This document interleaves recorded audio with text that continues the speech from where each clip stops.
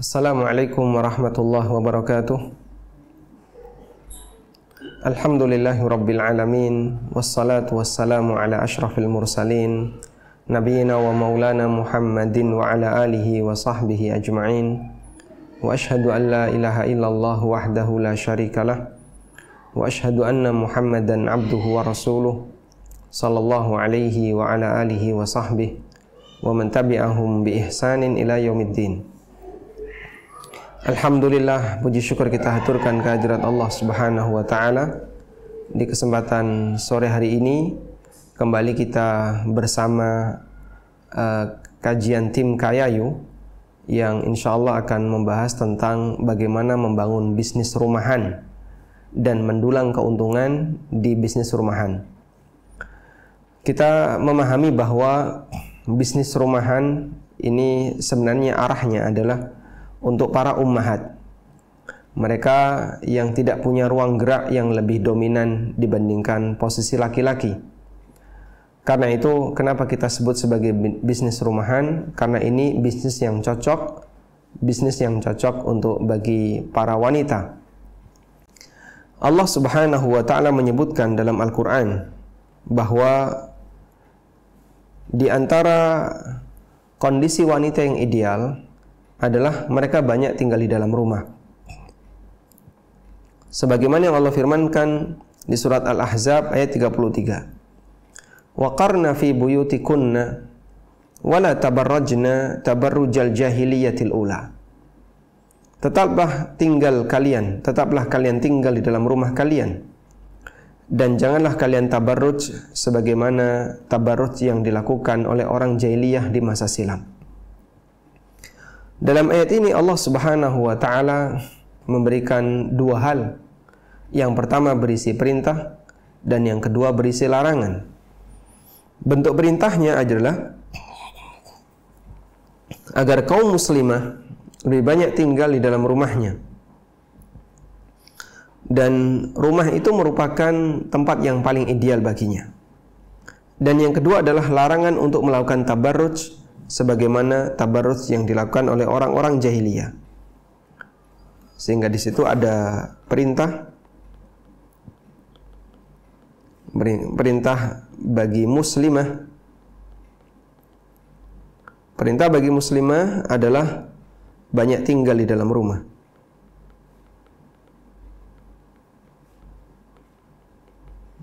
Dan yang kedua, di situ ada larangan. Bentuk larangannya adalah jangan tabarruj. Jangan tabarruj sebagaimana tabarruj jahiliyah. Jika kita perhatikan dalam Al-Qur'an,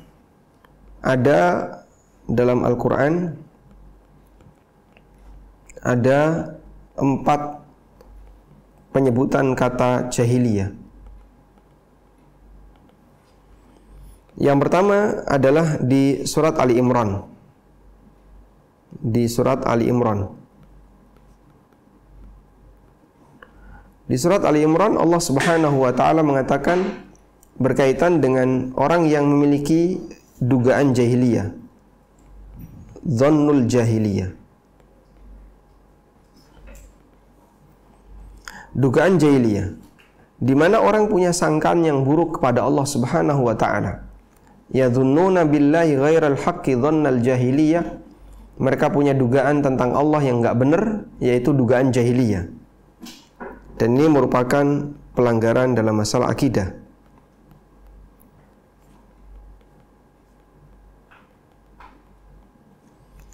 Kemudian yang kedua, kata jahiliyah yang kedua ada di surat Al-Maidah. Berkaitan dengan hukum jahiliyah.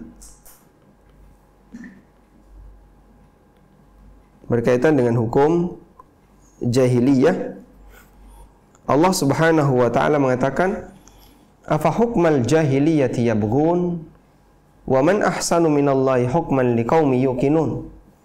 Apakah hukum jahiliyah yang mereka cari? Siapakah yang lebih baik hukumnya dibandingkan hukum Allah bagi orang-orang yang memiliki keyakinan yang kuat. Dan ini adalah pelanggaran dalam masalah undang-undang. Dalam masalah undang-undang. Setiap orang yang dia membuat undang-undang yang isinya kezaliman, itu hakikatnya dia melestarikan tradisi dan budaya jahiliyah berkaitan dengan pelanggaran mereka dalam masalah hukum. Kemudian yang ketiga, Allah sebutkan di surat Al-Fatah berkaitan dengan pelanggaran seseorang atau pelanggaran masyarakat di mana mereka fanatis terhadap golongan, yang disebut oleh Allah dengan hamiyatul jahiliyah. Yang disebut oleh Allah dengan hamiyatul jahiliyah. Dan ini merupakan pelanggaran dalam bidang sosial, di mana masyarakat jahiliyah punya prinsip, pokoknya kalau dia satu kelompok dengan kita, wajib kita bela, baik dia benar maupun salah. Sampai mereka punya pemahaman, unsur akhaka dzaliman aw madluman. Bantu saudaramu, baik dia zalim maupun orang yang dizalimi. Yang itulah merupakan ciri hamiyatul jahiliyah, fanatisme jahiliyah. Jadi standar benar dan salah, standar pembelaan, standar al-wala wal bara', loyal dan tidak loyal dikembalikan kepada kelompok dan golongan. Dan kita bisa lihat pelanggaran semacam ini cukup banyak di masyarakat. Misalnya berkaitan dengan masalah bendera partai, berkaitan dengan klub sepak bola, atau kelompok misalnya perguruan silat tertentu. Itu semuanya adalah hamiyatul jahiliyah. Pembelaan itu dilakukan karena mereka satu golongan. Yang keempat ada di surat Al-Ahzab yang disebut dengan tabarruj al-jahiliyah. Tabarruj jahiliyah ini berkaitan dengan masalah pelanggarannya adalah masalah kehormatan wanita. Di mana masyarakat jahiliyah, wanita-wanita jahiliyah, mereka adalah wanita yang suka pamer kecantikan, pamer aurat di hadapan umum, sehingga mereka tidak bisa menjaga kehormatannya. Maka ketika ada banyak orang yang dia memamerkan kehormatan, memamerkan auratnya, hakikatnya dia sedang melestarikan budaya jahiliyah. Dan 4 hal ini merupakan pilar dalam kehidupan yang ideal apabila ditangani dengan baik. Dalam masalah akidah, dalam masalah hukum dan undang-undang, dalam masalah sosial, dan berkaitan dengan masalah menjaga kehormatan wanita. Jika di sebuah negara mereka bisa menjaga 4 hal ini dengan maksimal, maka negara itu, komunitas itu, masyarakat itu akan menjadi masyarakat yang ideal. Baik, yang kita garis bawahi kaitannya dengan hal ini adalah posisi tabarruj jahiliyah. Allah Subhanahu wa taala melarang para muslimah, wala tabarrajna tabarrujal jahiliyatil ula. Janganlah kalian tabarruj sebagaimana tabarrujnya orang-orang jahiliyah di masa silam, di mana mereka menampakkan aurat di muka umum, suka keluar rumah dan seterusnya. Karena itu kita bisa lihat di sini ada keserasian antara perintah tinggal di rumah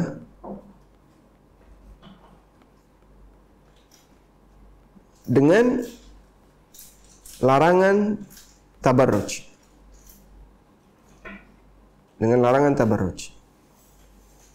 Di mana ini memberikan pelajaran apabila wanita sering keluar rumah tanpa hajat yang benar, tanpa hajat, maka umumnya biasanya mereka akan tabarruj. Karena itulah kita bisa lihat ummahatul mukminin, demikian pula para sahabiyat, mereka adalah wanita-wanita yang lebih senang di dalam rumah, sehingga hijab hijab wanita muslimah yang sebenarnya adalah rumahnya. Baik. Tapi kemudian wanita itu ingin punya pendapatan dan penghasilan. Lalu di sini ada fenomena di mana wanita ingin berpendapatan, berpenghasilan. Keberadaan fenomena inilah yang kemudian memotivasi wanita untuk bekerja. Ada banyak macam motivasi kenapa mereka ingin berpenghasilan. Ada yang karena ingin punya tabungan sendiri, ada yang karena ingin membantu suaminya, ada yang karena ingin punya harta tertentu sehingga dia bisa beli sesuatu yang dia inginkan, dan aneka latar belakang yang lainnya. Intinya ada banyak wanita di mana dia ingin berpenghasilan. Baik, Islam tidak melarang wanita berpenghasilan. Nah, di sini kita berikan catatan, Islam membolehkan wanita punya harta.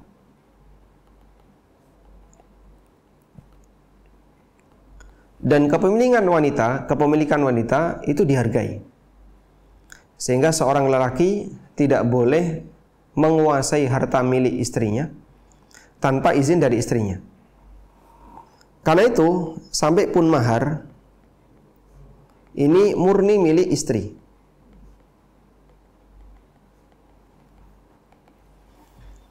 Dan lelaki tidak boleh untuk menggunakan mahar itu tanpa seizin dari istrinya. Allah Subhanahu wa taala berikan peringatan ini di awal surat An-Nisa. Allah Subhanahu wa taala menjelaskan berkaitan dengan masalah mahar. Allah taala berfirman, "Wa atun nisaa sadaqatihinna nihlatan." Berikan kepada para istri kalian sadaqatihinna nihlah, mahar-mahar mereka sebagai pemberian. Fa in tibna lakum an syai'im minhu nafsan faquluhu hani'an mari'a. Dan kalau mereka merelakan kalian untuk mengambil mahar itu, faquluhu hani'an mari'a. Silahkan kalian gunakan hani'an mari'a dengan sukarela. Sehingga Allah menjaga harta kepemilikan wanita sampai pun mahar. Padahal kita tahu mahar itu dari suami. Mahar dari suami. Tapi jika suami mau memanfaatkan mahar,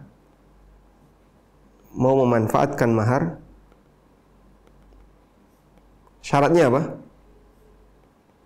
Wajib ada izin istri.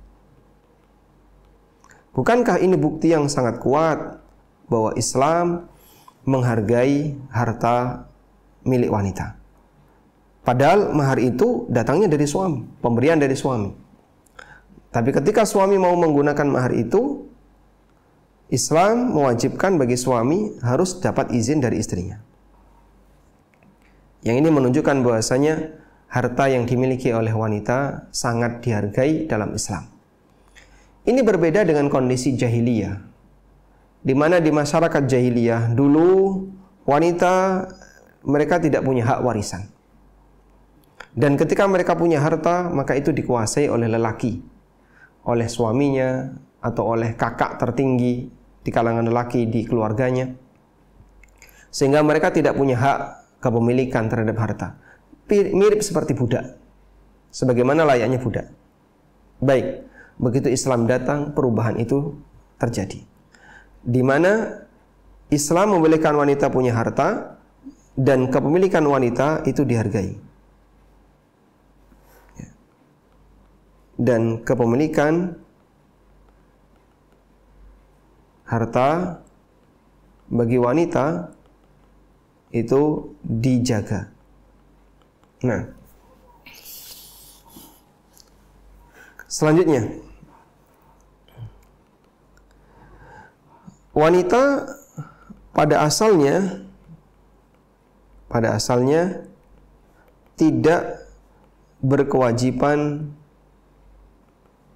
wanita pada asalnya tidak berkewajiban memberi nafkah.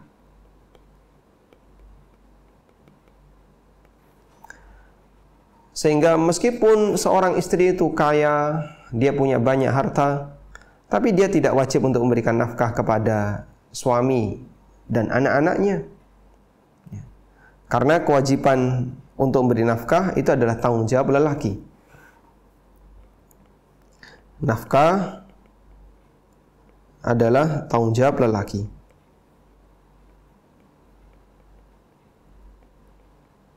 Baik.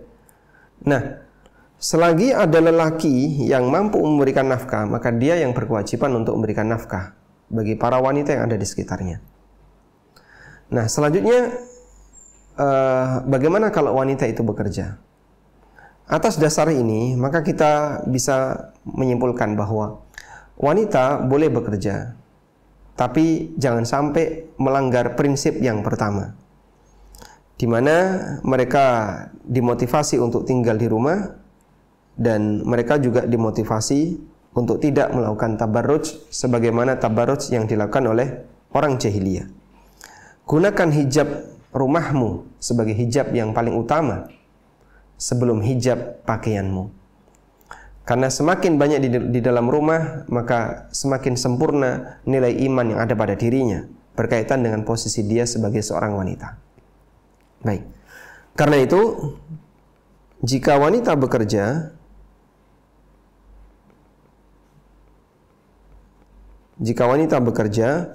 maka hindari ekspos. Wanita itu tidak diekspos. Hindari kondisi ekspos, sehingga wanita itu tidak ditampakkan di luar, tidak diekspos di luar, tapi lebih banyak di dalam, dan seterusnya. Jangankan yang seperti ini, sampai dalam urusan ibadah saja, Nabi SAW ngasih motivasi agar wanita itu lebih banyak tinggal di dalam rumahnya. Salat di dalam rumah itu lebih baik daripada salat di luar.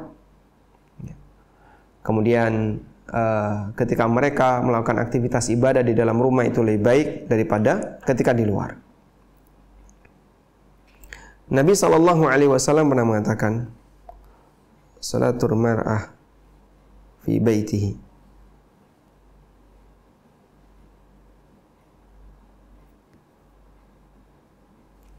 Nah, ada hadis yang bunyinya seperti ini. Salatul mar'ah fi baitiha afdalu min salatiha fi hujratiha. Wa salatuha fi makhda'iha afdalu min salatiha fi baitiha. Salatnya wanita di baitnya itu lebih afdal daripada di hujrahnya. Salatnya wanita di makhda'nya lebih afdal daripada salatnya wanita di baitnya. Baik. Ini menggambarkan tentang ruangan-ruangan yang ada di dalam rumah. Jadi di masa silam rumah itu Baitun Nabi. Di masa silam rumah itu ada beberapa ruangan. Coba kita lihat ini ya. Ini adalah gambar desain Baitun Nabi Sallallahu Alaihi Wasallam. Jadi bentuknya seperti ini. Rumah di masa silam itu kayak gini. Ada yang ditutupi, ada yang punya atap, dan ada yang tidak beratap. Jadi model rumah di masa silam itu ada yang beratap ya. Nah, ini bagian beratap.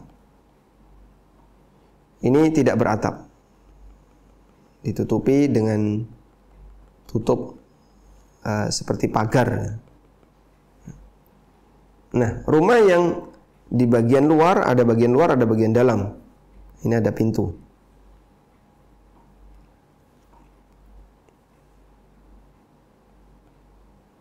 Seperti ini model rumah di masa silam. Yang ada atapnya, ini kan ada temboknya. Ada tembok. Sedangkan yang ini nggak ada tembok. Yang ini cuman seperti tutup pelepah kurma yang dijajar. Yang ada tembok Ini disebut dengan bait. Yang nggak ada tembok, tanpa tembok, ini disebut dengan hujrah. Ya, kita nyebutnya seperti teras, tapi di teras itu ada gerbangnya yang menutupi pandangan dari luar. Cuman masih ada banyak celah. Namanya hujrah. Nah, di dalam bait itu ada kamar. Ada kamar. Kamar di dalam bait ini namanya makhda. Ini namanya makhda. Kamar di dalam rumah.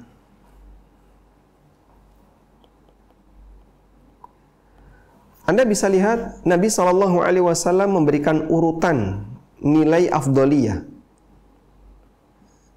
ketika seorang wanita mengerjakan sholat. Kata beliau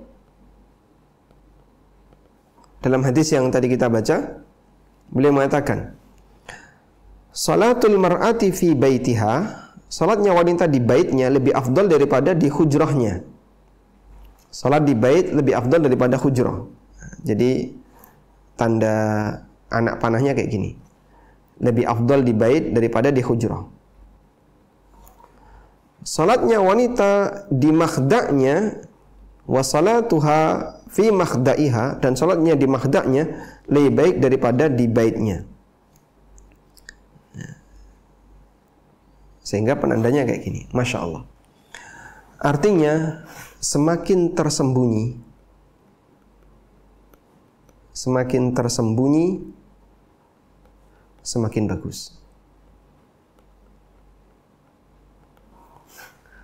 Maka posisi wanita ketika mereka bekerja, tentu kondisi kerja itu lebih ringan daripada ibadah. Seharusnya dia menghindari posisi ekspos. Sehingga kalau bekerja, bekerjalah di dalam dan tidak sampai keluar. Baik, maka disinilah kita bisa melihat bahwasanya bisnis bagi wanita yang paling ideal adalah rumahan. Bisnis yang dikendalikan dari rumah. Anda bisa melakukan aktivitas sosial, aktivitas ekonomi maupun yang lain dengan kendali dari rumah. Itu akan lebih baik daripada ketika wanita harus ekspos keluar, karena hijab wanita yang sejatinya adalah rumahnya. Nah, selanjutnya kita akan bahas ketika posisi wanita melakukan bisnis rumahan. Wanita berpenghasilan. Ketika wanita berpenghasilan, ada beberapa konsekuensi. Yang pertama, bagaimana jika hartanya bercampur dengan suaminya, dengan harta suami? Ini boleh, nggak jadi masalah ketika harta wanita itu bercampur dengan harta suaminya. Sah-sah saja, karena dalam masalah pencampuran seperti ini kembali kepada kesepakatan kedua belah pihak. Istri mau mencampurkan hartanya dengan suaminya, mau memisahkan dengan harta suaminya, mau dicampur, mau dipisah, kembali kepada kesepakatan keduanya. Sudah? Yang kedua, apakah suami tetap wajib memberi nafkah? Apakah suami tetap wajib memberi nafkah? Jawabannya iya. Di sini ada rincian ya. Untuk kondisi wanita yang bekerja, wanita kerja. Ketika wanita kerja di luar rumah, ketika wanita bekerja di luar rumah, maka di situ ada hak suami yang hilang. Yaitu hak apa? Yaitu hak ihtibas. Hak ihtibas. Apa itu hak ihtibas? Hak ihtibas adalah istri bertahan di rumah. Yang dimaksud dengan hak ihtibas adalah hak di mana istri harus bertahan di rumah. Sudah? Dan hak ihtibas inilah yang menjadikan wanita itu punya hak nafkah dan suami wajib memberikan nafkah. Dengan hak ihtibas, hak untuk menahan istrinya agar tetap berada di dalam rumah, ini menyebabkan dengan hak ihtibas suami wajib memberi nafkah.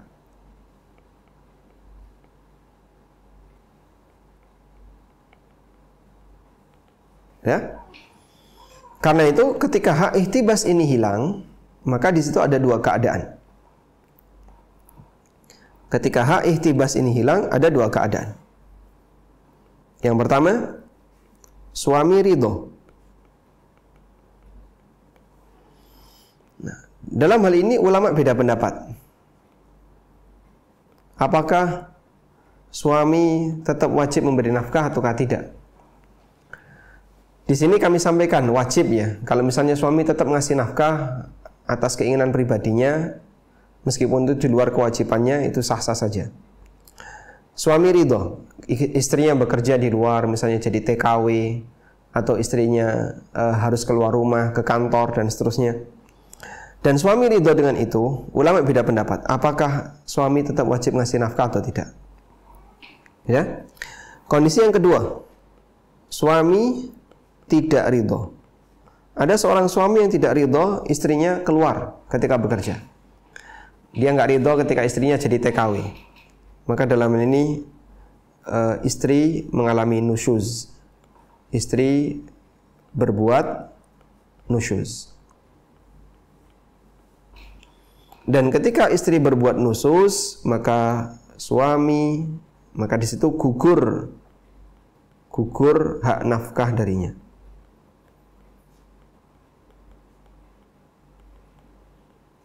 Karena istrinya dia melakukan nusyuz di mana dia keluar rumah tanpa keridhaan suami, tanpa izin suami, dan itu menyebabkan kewajiban nafkah menjadi gugur. Maka suami tidak wajib ngasih nafkah kepadanya. Baik, ini rincian berkaitan dengan istri yang bekerja. Oleh karena itu di sini, jika istri bekerja di dalam rumah, hak ihtibas tidak hilang. Hak ihtibas dari suami tidak hilang. Karena istri tetap bertahan di dalam rumah. Sehingga suami tetap wajib memberi nafkah.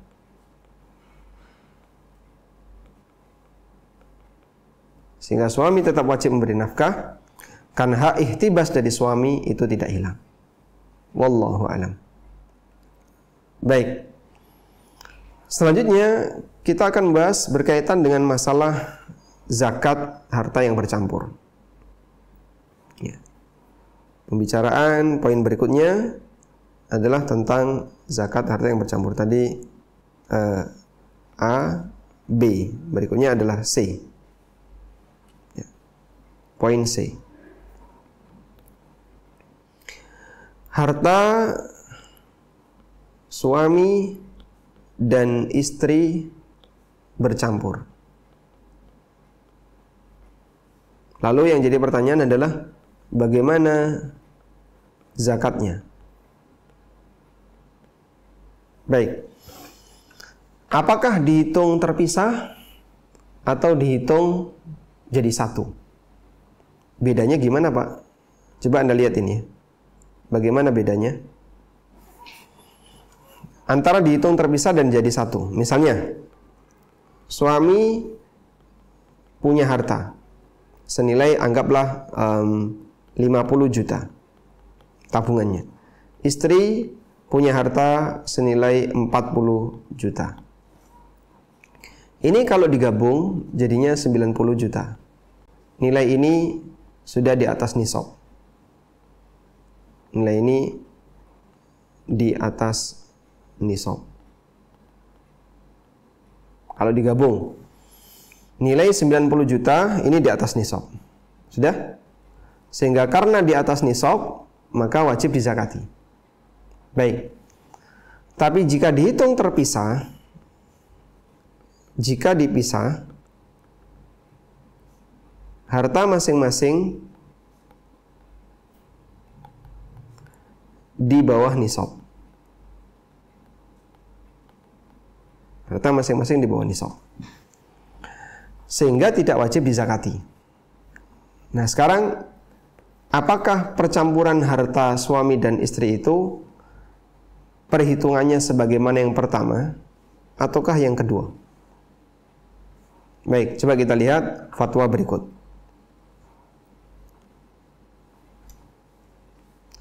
Apabila terjadi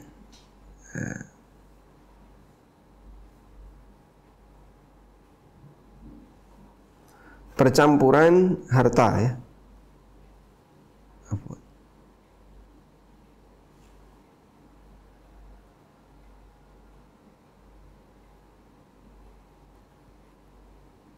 Di sini ada fatwa zakatul mal mushtarak baina az-zawj wa az-zawjah. Di sini ada keterangan fal malul mushtarak dalam fatwa Syabakah Islamiyah dijelaskan harta yang bercampur antara harta milik suami dan istri serta anaknya innama tajibu zakatu fihi fi nasibi kulli wahidin minhum ala infiradin, bahwa kewajiban itu berlaku untuk perhitungan masing-masing individu, masing-masing orang. Sehingga suami dihitung sendiri, istri dihitung sendiri. Idza balagha nisaban, apabila masing-masing telah mencapai nisab. Wa hala alaihi al-haul, dan sudah mencapai haul. Wa man lam yaglub nasibuhu min dzalikal mal nisaban, apabila masing-masing hartanya belum mencapai nisab, maka tidak ada kewajiban zakat. Wala yudammu maluhum ba'dahu ila ba'din fi takmilin nisab, dan harta mereka tidak digabungkan li'annal khultah, karena gabungan itu tidak mempengaruhi zakat selain as-sa'imah. Apa itu sa'imah? Sa'imah adalah hewan gembalaan. Fi qauli aktsari ahli ilmi, menurut pendapat para ulama. Dalam Asy-Syarhul Kabir karya Ibnu Qudamah yang merupakan salah satu kitab mazhab Hambali, disebutkan la tu'athirul khultah fi ghairi sa'imah. Adanya pencampuran harta itu tidak mempengaruhi zakat selain untuk sa'imah, yaitu hewan binatang ternak yang digembalakan. Kadzahabi wal fiddah, seperti emas dan perak. Wazuru, kemudian hasil pertanian, buah-buahan. Wa urudut tijarah, demikian pula barang dagangan. Wa yakunu hukmuhum hukmal munfaridin, dan hukum untuk harta masing-masing itu sebagaimana hukum individu, sehingga nanti dipisah sesuai dengan kepemilikan individu. Wa hadza qaulu aktsari ahli ilmi, dan ini merupakan pendapat mayoritas ulama. Jadi perhitungan yang tepat adalah dipisah. Perhitungan yang benar adalah hartanya dipisah. Baik, kita lanjutkan. Jadi tadi bagaimana perhitungan zakatnya? Yang benar adalah harta itu dipisah, sehingga suami dan istri masing-masing dihitung sendiri.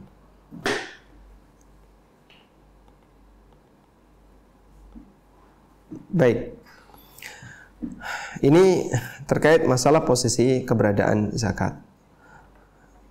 Nah, walhamdulillah. Nah, sekarang kalau kita bicara bisnis rumahan,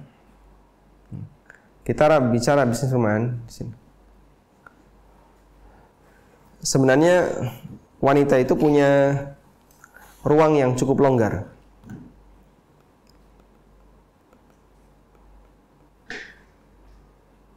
bisnis rumahan bagi wanita saat ini cukup longgar.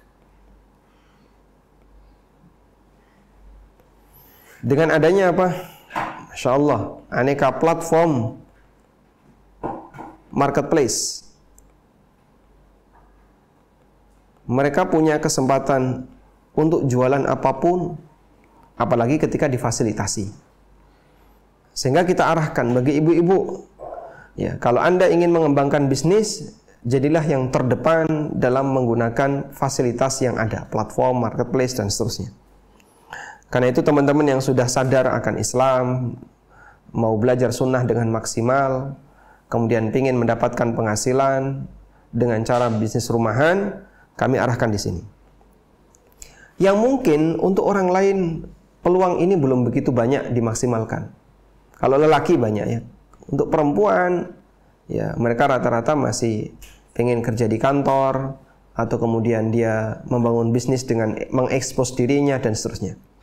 Maka muslimah, ahlu sunnah yang kenal dengan sunnah, yang mereka faham dengan akidah yang benar, maksimalkan platform marketplace untuk bisnis yang halal. Baik. Dan mengenai aturan bagaimana Pak ketika kita membuka toko di marketplace dan seterusnya, Anda ikuti prosedur yang ada, insya Allah secara umum hukumnya mubah. Dan kami sudah memberikan penjelasan dalam buku Halal Haram Bisnis Online berkaitan dengan masalah ini. Insya Allah itu bisa jadi panduan tentang masalah bagaimana cara membangun bisnis rumahan. Wallahu alam, mungkin demikian yang bisa kita sampaikan sebagai pengantar. Jadi ini adalah panduan umum tentang seorang wanita yang berbisnis. Semoga bisa menjadi ilmu yang bermanfaat. Wassallallahu ala nabiyyina Muhammadin wa ala alihi wa sahbihi wasallam. Baik. Alhamdulillah. Barakallahu fiik Ustaz atas penyampaian dan penjelasannya. Baik, kita masuk ke sesi tanya jawab ya Ustaz. Jadi ada beberapa pertanyaan yang sudah masuk di kolom chat. Izinkan Anda untuk membacakan Ustaz. Untuk pertanyaan pertama yaitu Bismillah. Izin bertanya Ustaz, jika memakai make up saat pergi bersama suami, apakah boleh? Karena untuk menjaga nama baik suami di depan umum. Terima kasih Ustaz. Jazakallahu khairan. Masya Allah. Memakai make up ketika pergi bersama suami. Nah, ketika memakai make up pada saat pergi bersama suami dan itu ditampakkan di depan umum, ya, jelas ini tidak boleh. Karena ini termasuk di antara bentuk sufur atau tabarruj, menampakkan kecantikan di depan umum dengan aneka perhiasan yang dia punya. Ini dalam rangka menjaga nama baik suami. Ya. Menjaga nama baik suami seharusnya adalah dengan menjaga kehormatan dirinya, sehingga dia tidak mengekspos dirinya. Maka kecantikan itu bukan untuk ditampakkan di luar, tapi kecantikan itu adalah untuk suaminya. Anda pakai make up ketika berdua dengan suami di rumah, di kamar, silahkan, maksimalkan. Tapi kalau diekspos kemudian menggunakan make up, nah seperti ini keliru. Dan itulah model tabarruj jahiliyah. Karena itu yang dimaksud bentuk tabarruj jahiliyah bukan karena dia sendirian ketika keluar, tapi dia menampakkan apa yang seharusnya tidak dia tampakkan walaupun dia bersama dengan suaminya. Maka kami sarankan, ya, jika suami tidak meminta demikian, Anda sebaiknya tidak menggunakan make up. Tapi kalau suami meminta, Anda berikan pengertian kepada suami untuk dandanan nanti akan dipakai ketika malam hari atau ketika berdua dengan suaminya, bukan ketika dia tampil di luar. Wallahu a'lam. Untuk pertanyaan selanjutnya, yang pertanyaan kedua, Ustaz izin tanya, di kaya itu sistemnya apakah bukan sama seperti Pak? Ini coba dijelaskan Pak Komar nih. Mungkin untuk pertanyaan seperti ini, untuk saat ini sistemnya itu sedikit berbeda dengan dropshipper. Cuman mungkin nanti untuk lebih lanjutnya ini bisa ditanyakan kepada admin yang terkait ya. Baik. Jadi kalau sistem yang diterapkan di Kayayu, insya Allah sudah memenuhi standar syariat, dan intinya adalah posisi para kalau nyebutnya ini, para peserta Kayayu itu sebagai wakil. Karena Anda hanya mendapatkan fee, sehingga akad utamanya adalah wakalah bil ujroh. Oleh karena itu dalam hal ini, mau disebut dropshipping maupun disebut reseller maupun yang lainnya, itu hanya nama dalam istilah bisnis online. Tapi secara prinsip, semua yang terdaftar sebagai agen Kayayu, maka dia sebenarnya adalah wakil dari penyelenggara, pemilik produk untuk memasarkan produk itu. Karena itu, di antara yang kami tekankan kepada pihak manajemen Kayayu adalah bahwa agen Kayayu ketika menjual satu produk, pastikan produk itu ada. Sehingga nggak boleh misalnya di gudang kosong, di toko kosong, semuanya kosong, tapi tidak ada update tentang ketersediaan. Akhirnya banyak orang memasarkan produk itu padahal kosong. Nah, itu nggak boleh. Karena ketika produknya kosong, maka wakil juga harus mengatakan kami tidak punya produk itu, lagi kosong, sehingga silakan nanti akadnya ditunda sampai produk itu ada. Dan insya Allah komitmen itu akan dijaga, sehingga ketika Anda punya brosur atau katalog produk-produk Ertos yang dipasarkan melalui Kayayu, produk yang kosong nanti akan diinfo. Sebab ketika produk itu kosong, tentu saja tidak boleh dijual, karena kita dilarang untuk menjual barang yang tidak kita miliki. Wallahu a'lam. Untuk pertanyaan selanjutnya, Assalamualaikum warahmatullahi wabarakatuh. Waalaikumsalam warahmatullahi wabarakatuh. Ustaz, izin bertanya, apabila apa hukumnya kalau membuat video tapi memakai wajah karena yang namanya kosmetik kan identik dengan wanita, Ustaz. Dipastikan akun tersebut cantik, Ustaz, dan video iklan akun tersebut dilihat banyak orang, baik pria maupun wanita. Dan apa hukum melek video tersebut, Ustaz? Baik. Ini termasuk banyak kejadian, terutama ketika orang memasarkan produk khusus wanita. Jadi begini, produk itu ada yang umum dan ada yang khusus wanita. Kalau produk umum, iklan wanita, ini jelas nggak boleh. Ini dilarang ya. Karena wanita itu tidak hanya produk untuk wanita. Sehingga selama masih bisa menggunakan produk lelaki, masih bisa menggunakan model lelaki, maka tidak boleh menggunakan iklan wanita. Misalnya produk umum ya, HP, laptop, kendaraan, dan seterusnya. Ya meskipun kita tahu dalam dunia periklanan, wanita itu dieksploitasi. Bahkan sampai iklan oli saja pakai wanita. Ya. Padahal apa hubungan antara oli dengan wanita? Kadang iklan aki saja itu pakai wanita. Padahal nggak ada hubungannya. Dan kita menolak yang seperti ini. Yang kedua, ada produk khusus wanita. Produk khusus wanita, ketika di situ butuh model, di sini bagaimana dengan model lelaki? Hukumnya tidak boleh, dilarang. Kenapa model lelaki nggak dilarang? Ketika iklannya untuk penjualan produk wanita, karena lelaki tidak boleh tasyabuh dengan perempuan. Karena lelaki dilarang tasyabuh dengan perempuan, dengan wanita. Sehingga misalnya alat make up kecantikan, terus lelaki yang jadi model, wah, dia dibedai, dikasih lipstick, dikasih celak dan seterusnya, dikasih shadow. Ini jadi lelaki solihah. Yang kayak gini tidak boleh. Nanti justru terkena laknat Nabi Sallallahu Alaihi Wasallam. Jadi produk khusus wanita tidak boleh menggunakan model lelaki. Kalau menggunakan model lelaki, maka berarti di situ ada unsur tasyabbuh dengan lawan jenis. Dan itu termasuk di antara perbuatan yang dilarang. Nabi SAW melaknat lelaki yang meniru kebiasaan buruk wanita. Al-mutasyabbihina minar rijali bin nisa. Misalnya hadisnya ini.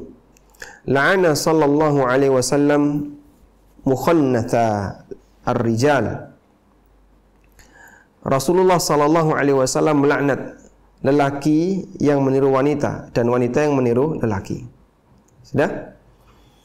Maka produk khusus wanita tidak boleh menggunakan model lelaki.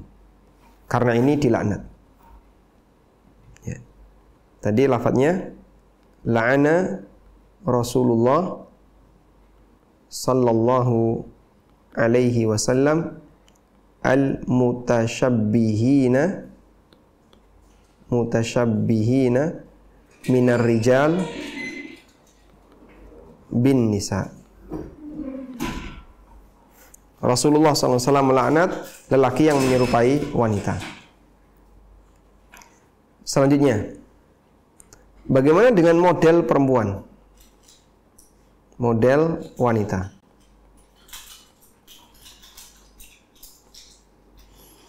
Jika bisa diminimalisir, jika bisa tanpa manusia,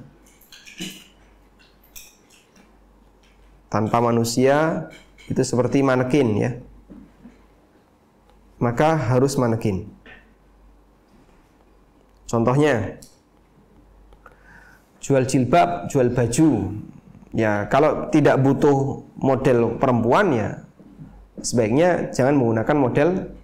Kalau tidak butuh model manusia perempuan, sebaiknya tidak menggunakan model manusia.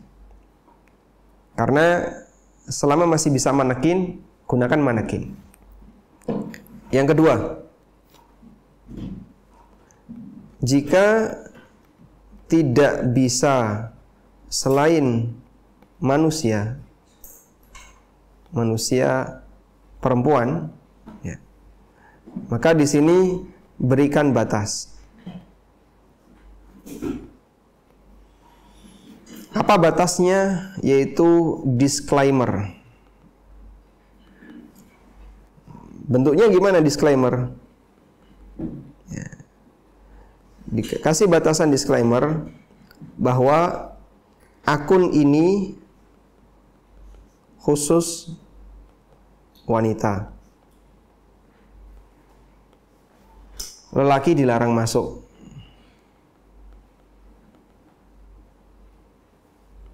Baik. Nah, nanti misalnya dikasih apa istilahnya, pop up ya. Kasih pop up seperti misalnya kadang kan ada apakah usia Anda sudah sekian tahun? Nah, kan biasanya kayak gitu ya. Dia iya bisa masuk, kalau enggak ya enggak bisa masuk. Atau apakah Anda ini seorang perempuan? Ya, iya. Kalau iya bisa masuk, kalau tidak bisa masuk. Sehingga dikasih pop up. Untuk memastikan bahwa yang masuk adalah perempuan. Udah?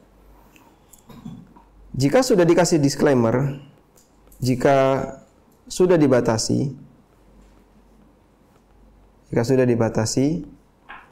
namun ada lelaki yang nekat masuk, maka dia yang dosa. Udah dikasih tahu itu di web, udah dikasih tahu itu di Facebook. Ketika sudah dikasih tahu ini khusus perempuan, nah, sehingga ketika mau masuk itu sudah ada pop up-nya. Apakah Anda perempuan? Nah, padahal dia lelaki, dia klik iya. Nah, dia bohong. Akhirnya dia bisa masuk. Maka dia yang berdosa. Ini pengaman, ini menjadi pengaman kejujuran, berbasis kejujuran. Sehingga bagi orang yang dia ikut terlibat di sini, bagi orang yang ingin nonton di situ, maka seharusnya dia mengedepankan sifat jujur. Bahwa saya adalah seorang lelaki di mana saya tidak boleh ikut masuk di dalamnya. Wallahu alam, kalau sudah seperti ini dan tetap ada yang masuk, nekat masuk, maka yang melanggar adalah dia. Ya, wallahu alam. Ada kita sebagai adalah apakah boleh meninggikan harga dengan harga aslinya? Kalau Anda menjadi reseller, lalu Anda menaikkan harga di atas harga asli, reseller itu kan ada dua ya, maka perlu dilihat di sini. Apakah Anda itu reseller beli putus? Jadi Anda kulak dulu, baru setelah itu Anda jual ulang. Kalau reseller ini adalah reseller yang beli putus, berarti barang itu adalah barang miliknya. Ada kasus reseller menaikkan harga.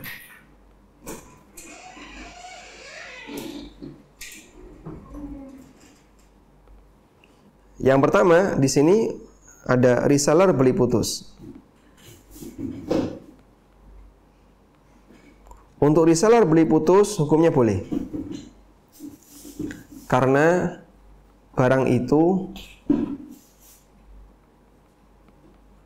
sudah menjadi miliknya.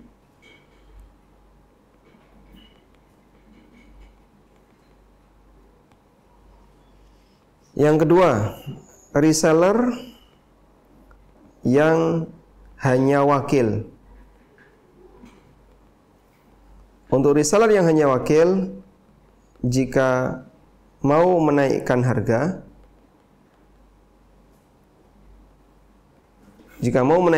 barang, wajib izin ke pemilik. Untuk reseller yang hanya wakil, jika dia mau menaikkan harga barang, maka dia wajib izin ke pemilik. Jika dia tidak dapat izin ke pemilik, pada asalnya dia tidak boleh untuk menaikkan harga. Wallahu a'lam.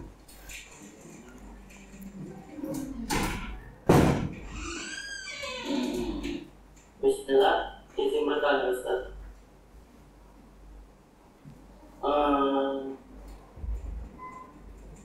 Apakah rumah yang dibangun dari harta bersama istri dan suami, kemudian jika keduanya bercerai, rumah tersebut harus dibagi sebagai bagian harta ini? Baik Ustaz, mohon penjelasan.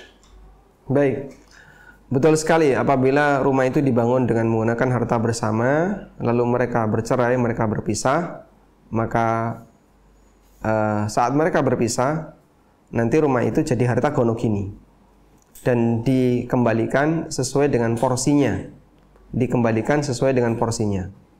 Sehingga misalnya dalam hal ini suami punya 50%, maka kembalikan 50%. Istri punya 30%, kembalikan 30%. Sesuai porsinya. Tapi Pak, mengembalikannya gimana? Kan itu utuh.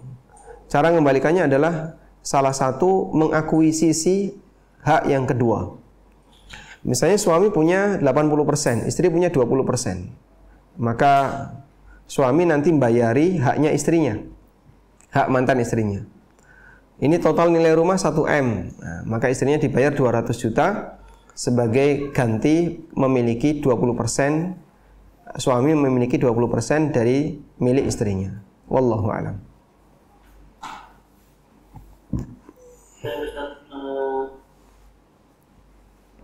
Dan yang lainnya lebih sama Ustaz, seperti penampakan wajah di sosmed seperti Ustaz. Baik, sebelum kita tutup, mungkin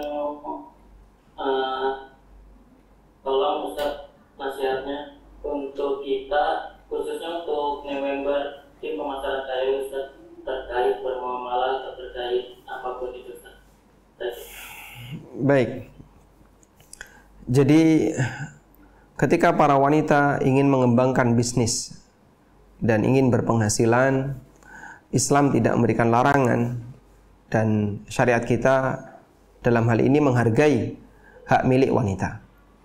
Namun kita memahami bahwa dalam setiap aktivitas itu ada aturan. Dan bagian dari aturan yang perlu diperhatikan terkait posisi wanita adalah bahwa ketika dia beraktivitas sebaiknya dia lakukan lebih tersembunyi, tidak diekspos, atau minimal ketika dia harus keluar maka nanti aktivitasnya dalam lingkungan yang semuanya adalah perempuan, sehingga dalam satu kantor itu, satu ruangan ini semuanya wanita, satu ruangan ini semuanya lelaki. Itu akan membuat mereka lebih terjaga kehormatannya. Sehingga Anda boleh saja ingin mendapatkan penghasilan, tapi jangan sampai menghilangkan nilai-nilai agama. Itulah prinsip mendulang keuntungan ketika orang ingin menjalankan bisnis sebagai seorang wanita. Semoga keuntungan duniawi tidak kemudian mengalahkan dan menghilangkan pahala yang kita punya dan merugikan nilai-nilai dari norma agama, sehingga menyebabkan kita kehilangan dari pahala disebabkan karena mungkin kita berbuat dosa ketika di luar. Demikian yang bisa kita sampaikan, semoga bermanfaat. Wassallallahu ala nabiyyina Muhammadin wa ala alihi wa sahbihi wasallam. Wa akhiru da'wana anil hamdulillahi rabbil alamin. Wassalamualaikum warahmatullahi wabarakatuh.